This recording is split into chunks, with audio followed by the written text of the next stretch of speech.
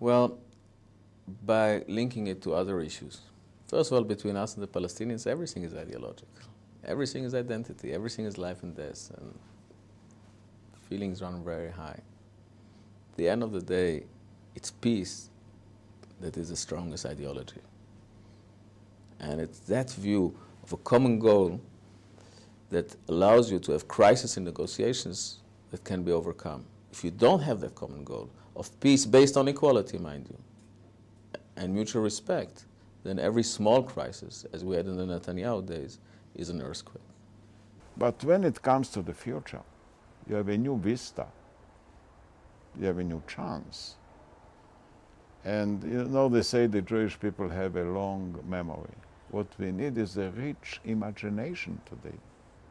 Because the things that are going to happen, or did happen already, are so revolutionary that the past becomes pale, irrelevant.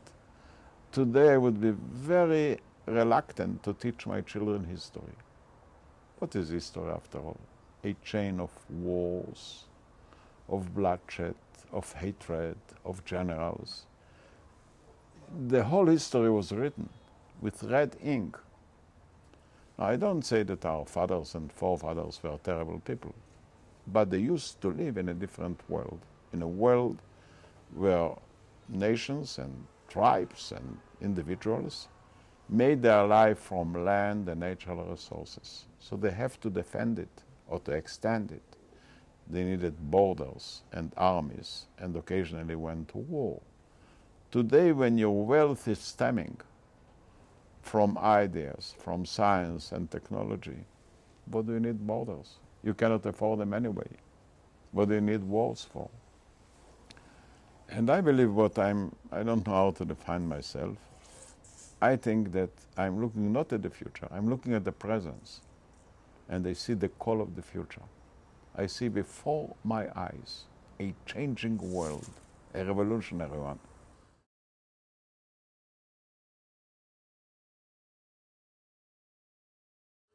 Well, no doubt that there are a change in the Israeli society toward the Palestinians, you mean?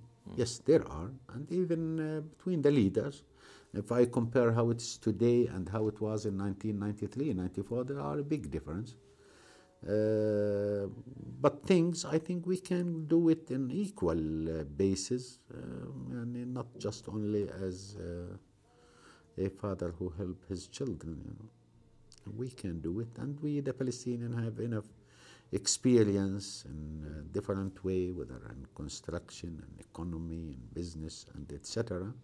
And we can cooperate together. They have something to give, and we have many things to give also. We are able to do. You know, if you permit me, I shall always remember it once walking in the Fifth Avenue in a beautiful spring day in New York, and I saw a beggar that was blind, and he had a placard before him. There is spring in town, and I am blind. My feeling is there is spring in town, and we are blind. My own suggestion is to open the eyes. Nothing wrong with spring.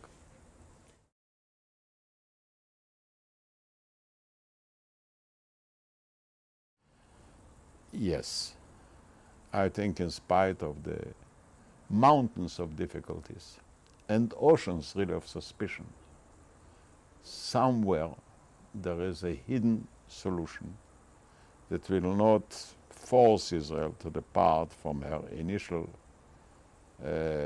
orientation and take into account the Muslim needs, religiously and otherwise. Yes, I do agree. Mr. Perez, you know, he's a good friend, and I know his perspective. He has a broad vision, and he knows, and even in the perspective of his vision for the security of Israel, he knows more than, and maybe and with his own experience, that the peace with the Palestinians is very important, and the cooperation in the future, it's one of the prerequisite to support this peace in the future. What I'm saying really to the Palestinians, and I'm saying to ourselves, for the sake of Israel, being democratic and Jewish, we need a Palestinian state. not just a Palestinian state, but a democratic Palestinian state. Not just a democratic Palestinian state, but an affluent Palestinian state. We must be very careful that they will not be controlled by us, neither will they be submitted to poverty. If they will be poor and we shall be rich, the economic difference may all of a sudden burst out as another conflict. We are a fact on this land. Nobody can avoid this fact.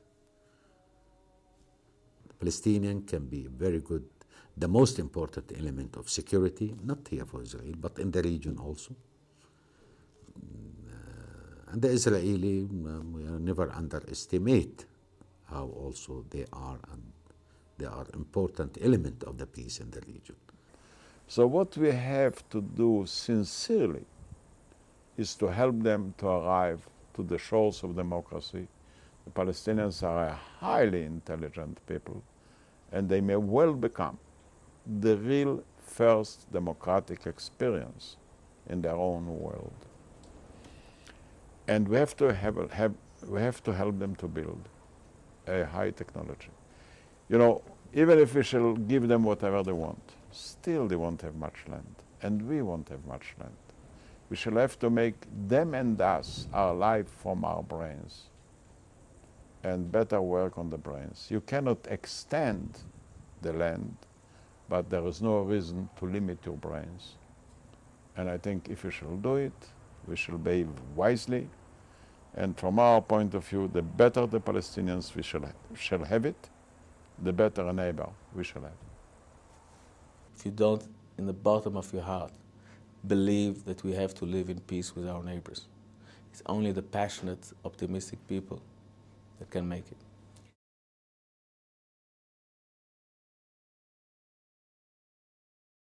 Yes, I think I've become more focused on the issues.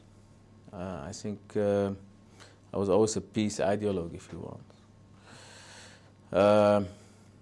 I once spoke to Abu Allah, and we tried to define, is it a curse and a blessing?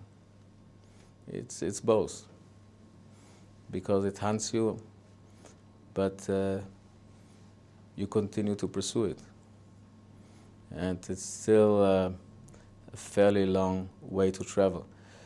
I think very much by knowing your neighbors better, your adversaries better, you also learn something about yourself.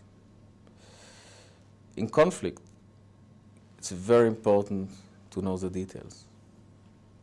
In peace, it's very important to understand human beings.